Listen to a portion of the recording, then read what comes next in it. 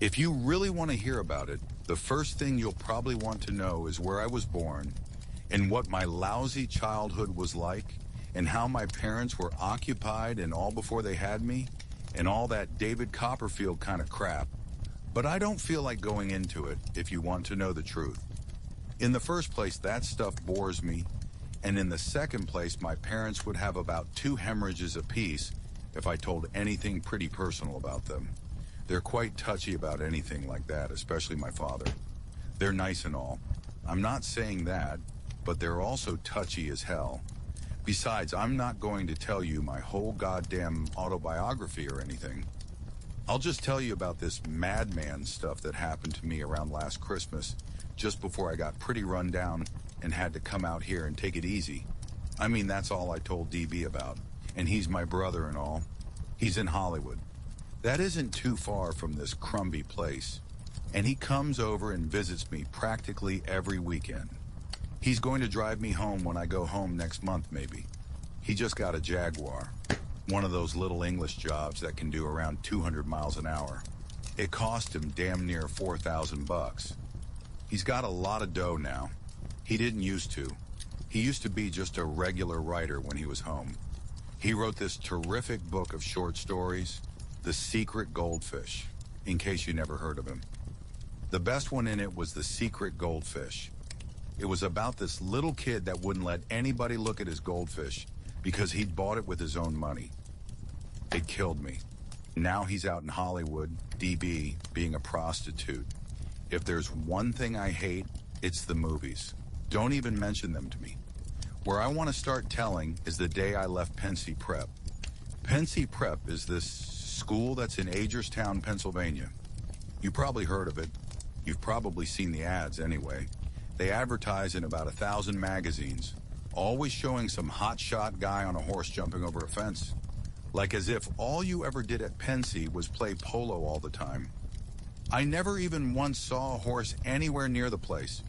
And underneath the guy on the horse's picture, it always says, "Since 1888, we have been molding boys into splendid, clear-thinking young men. Strictly for the birds. They don't do any damn more molding at Pensy than they do at any other school. And I didn't know anybody there that was splendid and clear-thinking and all.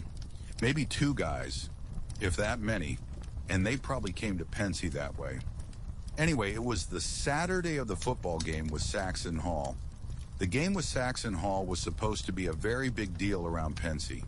It was the last game of the year, and you were supposed to commit suicide or something if old Pensy didn't win. I remember around 3 o'clock that afternoon, I was standing way the hell up on top of Thompson Hill, right next to this crazy cannon that was in the Revolutionary War and all. You could see the whole field from there, and you could see the 2 teams bashing each other all over the place. You couldn't see the grandstand too hot, but you could hear them all yelling, deep and terrific on the Pensy side, because practically the whole school except me was there, and scrawny and faggy on the Saxon Hall side, because the visiting team hardly ever brought many people with them. There were never many girls at all at the football games. Only seniors were allowed to bring girls with them. It was a terrible school, no matter how you looked at it. I like to be somewhere, at least, where you can see a few girls around once in a while, even if they're only scratching their arms or blowing their noses or even just giggling or something. Old Selma Thurmer, she was the headmaster's daughter, showed up at the games quite often, but she wasn't exactly the type that drove you mad with desire. She was a pretty nice girl, though. I sat next to her once in the bus from Agerstown, and we sort of struck up a conversation. I liked her.